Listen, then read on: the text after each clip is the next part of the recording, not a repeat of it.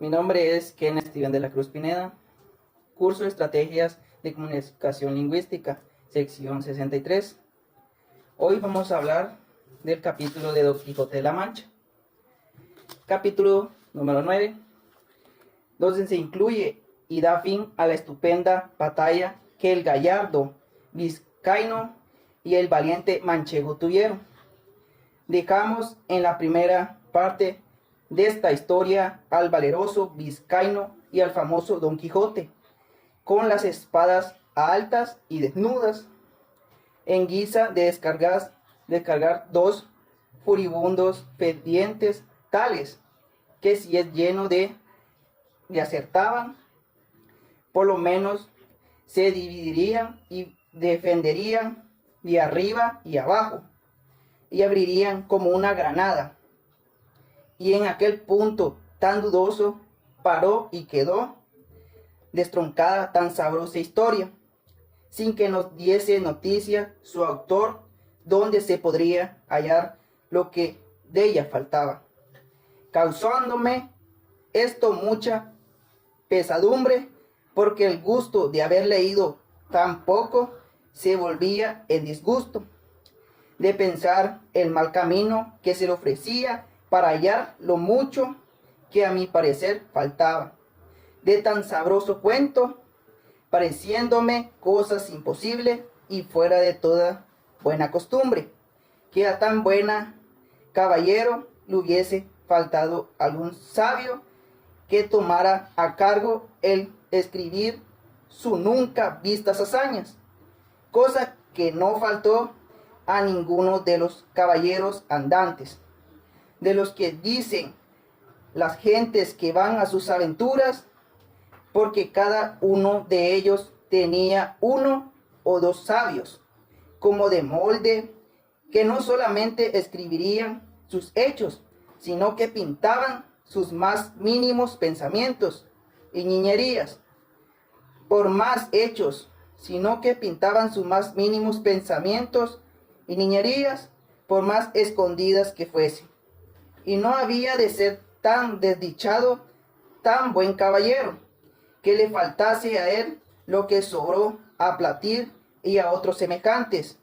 y así no podía inclinarme faltarse a él lo que sobró a partir, creer que tan gallarda historia hubiese quedado manca y estropeada, y echaba la culpa a la malignidad del tiempo, devorador y consumidor de todas las cosas, el cual o la tenía oculta o consumida. Por otra parte, me parecía que, pues entre sus libros se había hallado tan modernos como Desengaño de celos y ninfas y Pastores de Henares, que también su historia debía ser moderna y que ya no estuviese escrita.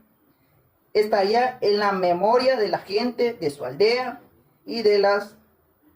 ellas circunvecinas.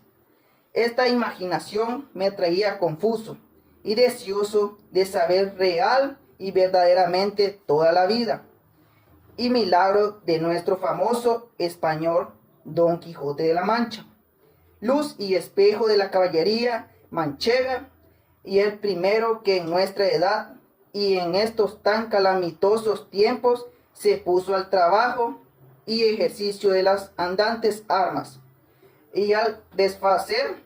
agravios, socorrer viudas, amparar ejercicio de los andantes armas, doncellas de aquellas que andaban con sus azotes y parafrenes,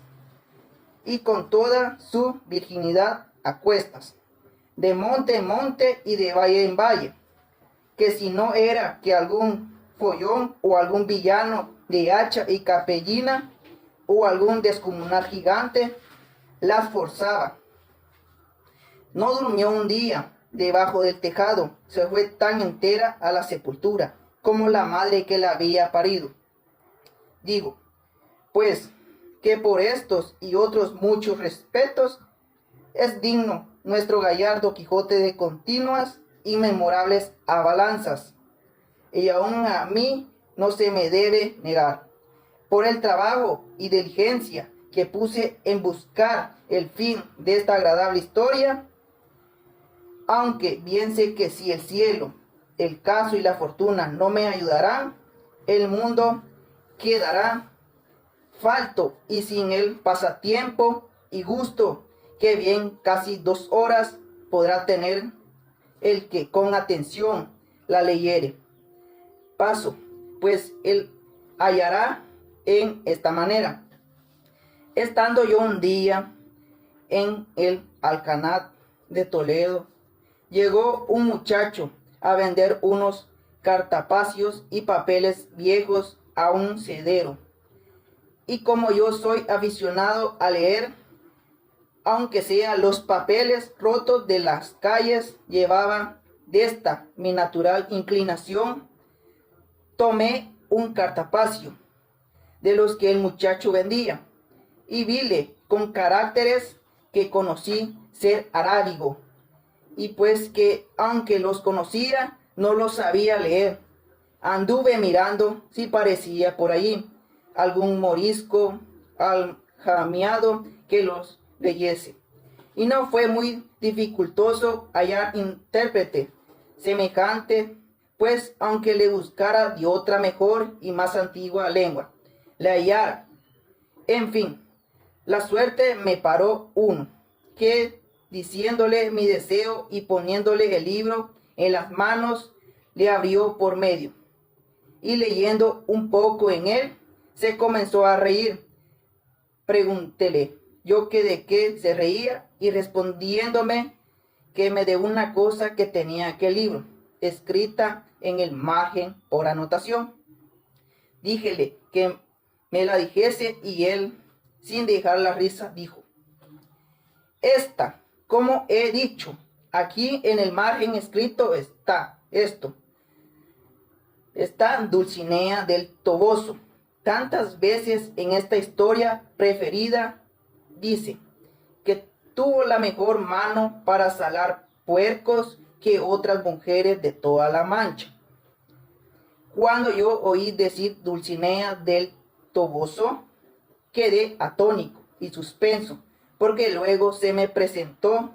que aquellos cortapacios contenían la historia de Don Quijote. Con esta imaginación le di priesa que leyese el principio, y haciéndolo ansioso, volviendo de improviso el arábigo en castellano, dijo que decía: historia de Don Quijote de la Mancha, escrito por Cide Hamete Benelli, historiador arábigo. Mucha discreción fue menester para disimular el contento que recibí cuando llegó a mis oídos el título del libro, y saltándosele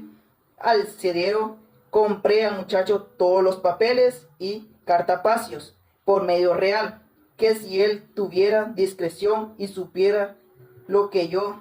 los deseaba, bien se pudiera prometer y llevar más de 6 reales. De la compra apartame luego con el morisco por el claustro de la iglesia mayor, y róguele que me volviese aquellos cartapacios, todo lo que trataba de Don Quijote, en lengua castellana, sin quitarles ni añadirles nada, ofreciéndole la paga que él quisiese. Contentóse con 2 arrobas de pasas y 2 fanegas de trigo, y prometió de traducirlos bien y fielmente y con mucha brevedad. Pero yo, por facilitar más el negocio y por no dejar de la mano tan buen hallazgo, le truje a mi casa, donde en poco más de mes y medio la tradujo toda del mismo modo que aquí se refiere. Esta, en el primer cartapacio, pintaba muy al natural la batalla de Don Quijote con el vizcaíno, puesto en la misma postura que la historia cuenta. Levantadas las espadas, el uno cubierto de su rodela, el otro de la almohada, y la mula de vizcaíno, tan al vivo, que estaba mostrando ser de alquiler a tiro de la ballesta. Tenía a los pies escrito el vizcaíno un título que decía: don Sancho de Aspetia, que sin duda debía de ser su nombre, y a los pies de Rocinante estaba otro que decía Don Quijote. Estaba Rocinante maravilloso, pintado, tan largo y tendido, tan atenuado y flaco, con tanto espinazo, tan ético confirmado, que mostraba bien al descubierto con cuánta advertencia y propiedad se le había puesto el nombre de Rocinante. Junto a él estaba Sancho Panza, que tenía del cabestro a su asno, a los pies del cual estaba otro rétulo, que decía Sancho Zancas, y debía ser que tenía a los que mostraba la pintura, la barriga grande, el talle corto y las anchas largas, y por esto se le debía de poner nombre de Panza y de Zancas, que con estos dos sobrenombres le llamaba algunas veces la historia. Otras algunas menudencias había que advertir, pero todas son de poca importancia y que no hacen al caso a la verdadera relación de la historia, que ninguna es mala como sea verdadera. Si a esta se le puede poner alguna objeción cerca de su verdad, no podrá ser otra sino haber sido su autor arábigo, siendo muy poco de los que aquella nación ser mentirosos, aunque por ser tan nuestros enemigos, antes se puede entender haber quedado falto en aquella que demasiado y ansi me parece a mí, pues cuando pudiera y debiera extender la pluma en las abalanzas de tan buen caballero, parece que de industrias las pasas en silencio, cosas mal hechas y peor pensadas, habiendo y debiendo ser los historiadores puntuales, verdaderos y no nada apasionados, y que ni el interés, ni el miedo, el rencor, ni la afición no les hagan torcer del camino de la verdad, cuya madre es la historia, émula del tiempo, depósito de las acciones, testigo de lo pasado, todo lo que se acerte a desear en las más apacibles, y si algo bueno en ella faltare. Para mí tengo que fue por culpa de Galgo, de su autor, antes que por falta del sujeto. En fin, su segunda parte, siguiendo la traducción, comenzaba de esta manera: puestas y levantadas en altos las cortadoras espadas de los dos valerosos y enojados combatientes, no parecía sino que estaba amenazado al cielo, a la tierra y al abismo. Tal era el desnudo y continuante que tenía. Y el primero que fue a descargar el golpe fue el cólico vizcaíno, el cual fue dado con tanta fuerza y tanta furia que, a no volverse la espada en el camino, aquel solo golpe fuera bastante para dar fin a no volverse la espada, su vigorosa contiedad, y a todas las aventuras de nuestro caballero, más la buena suerte que para mayores cosas le tenía guardado Torcio, la espada de su contrario, de modo que, aunque le acertó en el hombro izquierdo, no le hizo otro daño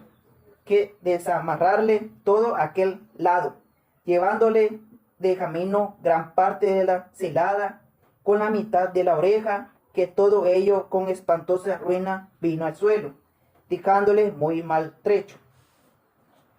Válame Dios, ¿y quién será aquel buenamente pueda cortar ahora la rabia que entró en el corazón de nuestro manchego, viéndose para aquella manera?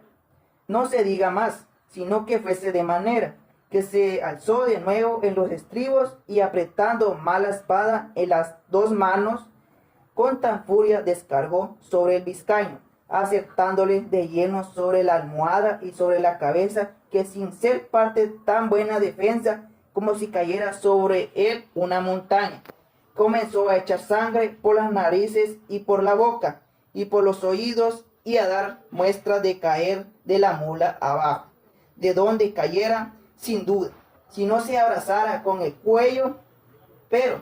con todo eso sacó los pies de los estribos y luego soltó los brazos. Y la mula, espantada del terrible golpe, dio a correr por el campo y a pocos corcovos dio con su dueño en la tierra. Estábaselo con mucho sosiego, y mirándolo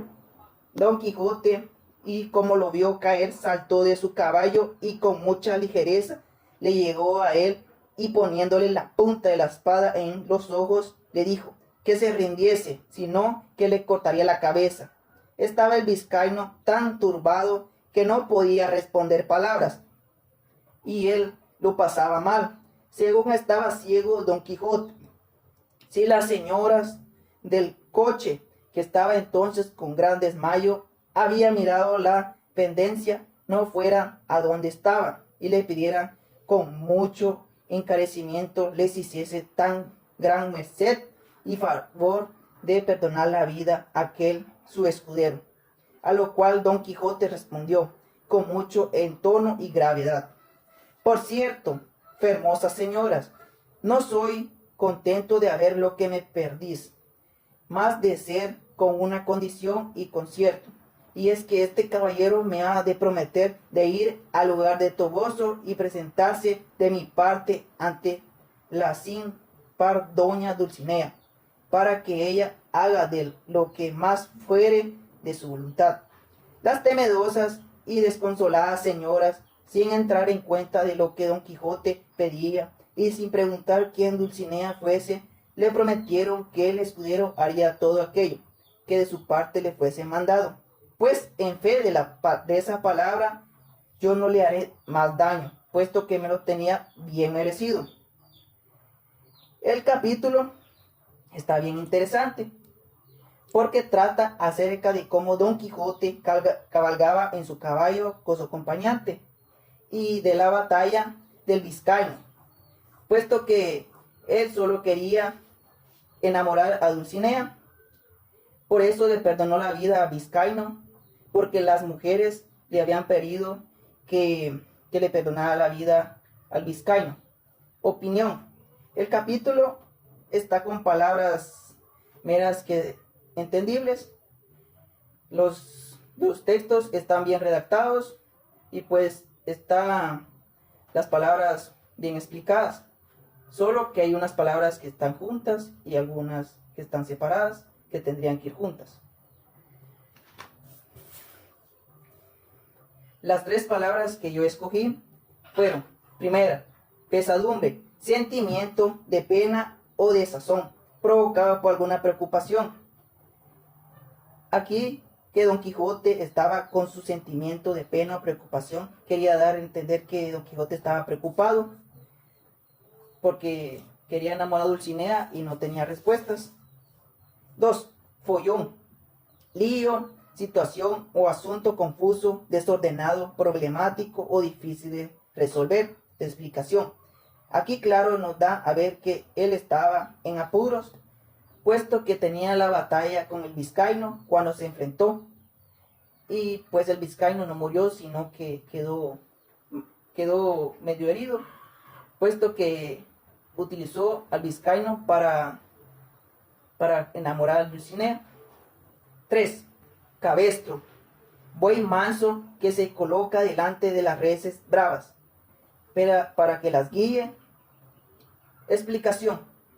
que tenía que tener un buey manso para que guiara al ganado. Esto quiere decir que utilizaban a un buey manso para que guiara al ganado o a la manada de vacas y todo eso. Muchas gracias.